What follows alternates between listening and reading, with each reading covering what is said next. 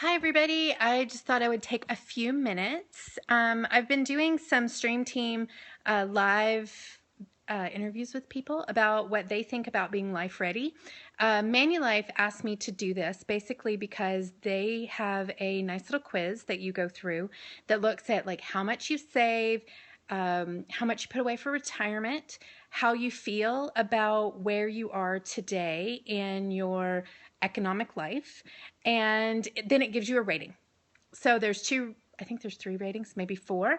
And the top tier is like where you save, you're only spending what's within your budget, and you know where your money's coming from, and you don't get any angst or anxiety from money, which I think is where we all want to be, right?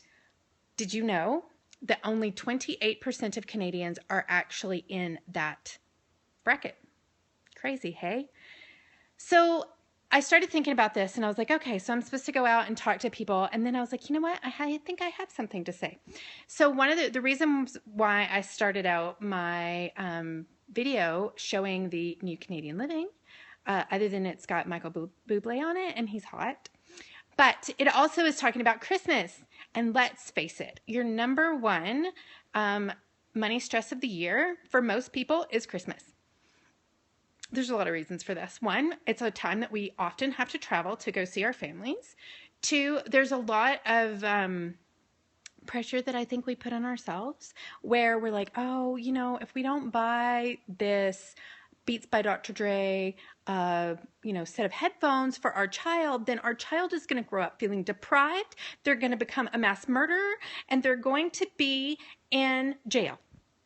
Which is so crazy. Exactly the inspired home. Exactly. Christmas expectations.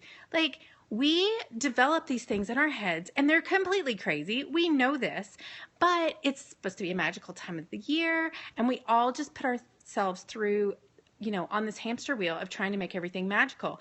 Unfortunately, for a lot of people, myself included in the past, magic equals money. So, I have two stepkids and my son Evan, and we would look at Christmas and we'd be like, okay, we have to spend the same amount on each kid. So we would buy them, and then you would end up going, uh-oh. So he's got X dollars more than she's got, but they're both less than the other.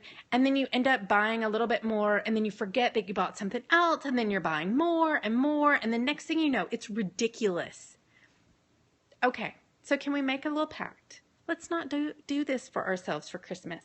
Sit down, write down a list of everybody you need to buy for, and make a budget. It can be done. And also don't forget in your budget to include things like Christmas cards. You got to mail those suckers. Like, just because you bought them for $5 doesn't mean you don't have to put a dollar stamp on every single one. You need to think about that. Put all that in your budget. And somebody just popped in and said that they're moving to experiences. I 100% agree with that. Actually, this year we're going to Thailand for Christmas. Our nanny that we had for a while before, she's getting married in Thailand. So that's mine and Dewey's Christmas present to each other. We're not getting each other anything.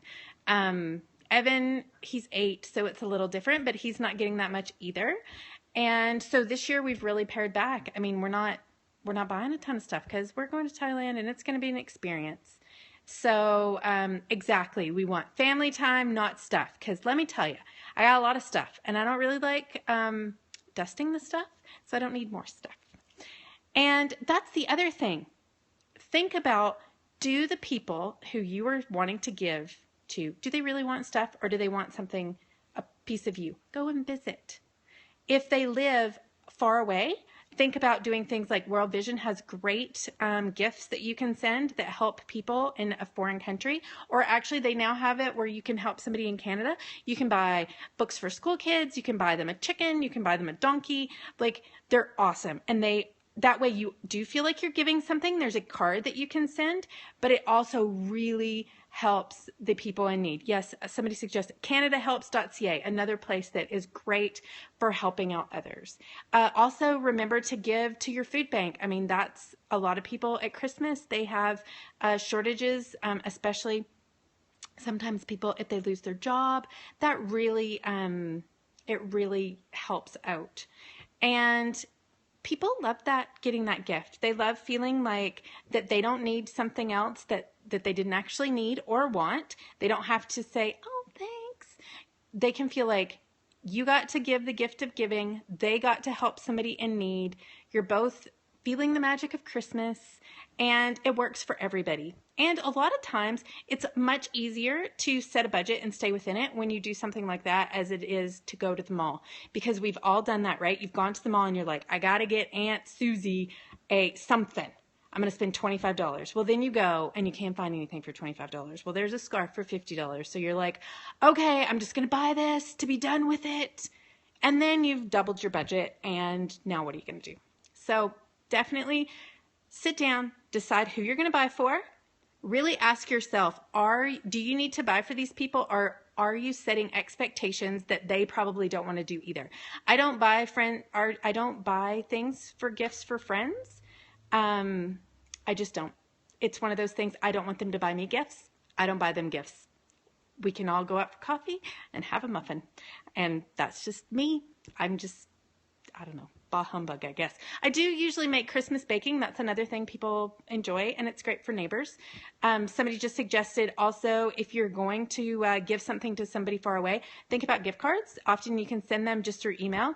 You don't even have to ship them. I also really like, my family's all in Alabama and I'm in Calgary. I also ship a lot of things by Amazon because often near Christmas they have free shipping. So I can ship it to them. It's way cheaper for me, and it gets there faster too because it ships from inside the US. So there's lots of things you can do to make Christmas less stressful, less money, and take that money and then look at what you're doing.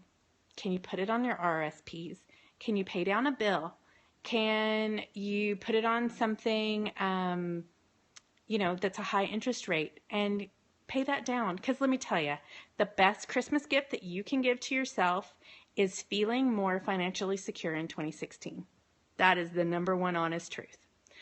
And anyway, I hope you will go check out Manulife.com, take their survey, check out my blog. I'm going to have a post about this later on this week with the link to the survey. So you can, if you want to wait, you can look there and it'll be there this week.